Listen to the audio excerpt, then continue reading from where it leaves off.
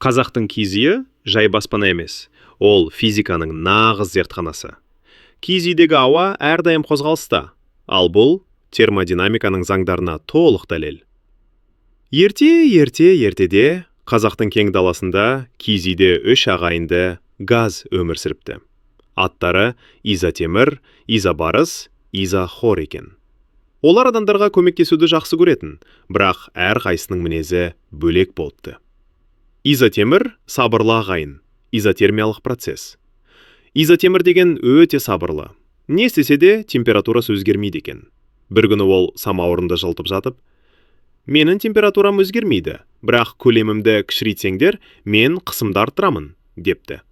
Адамдар оны түсініп, самауырындағы судың қайнауы изотермиялық процесс екенін біліпті. Изобарыс салмақты жігіт, изобарлық процесс. Изобарыс нағыз батыр, мінезі бір қалыпты. Мен қысымды өзгертпеймін, деп жүріпті. Таңнан кешке дейін қазанда ас пісіріп жатқан кезде от жанды, көлем ұлғайды, бірақ қысым өзгермеді. Себебі түтін мен газдар сыртқа шығып кетеді.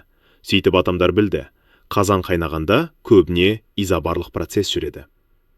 Үшіншісі изохор, өте қатал. Менің көлемімді ешкім өзгерте алмайды, дейді. Қыста киіз үйде от жағылғанда киіз үйдің көлемі өзгермейді, бірақ температура көтерілген сайын қысым арта бастайды.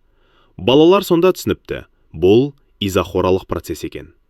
Соңында 3 ағайынды газ қазақта даласындағы киіз үйде қазанда, самауырында қайнап, адамдарға қызмет етіпті.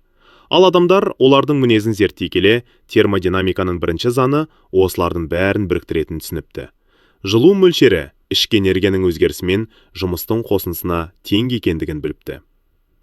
Міне, осылайша ғылым мен ұлттық құндылықтар бірге өріліп, балалар газдардың мінезін ертегі арқылы үйреніп алыпты.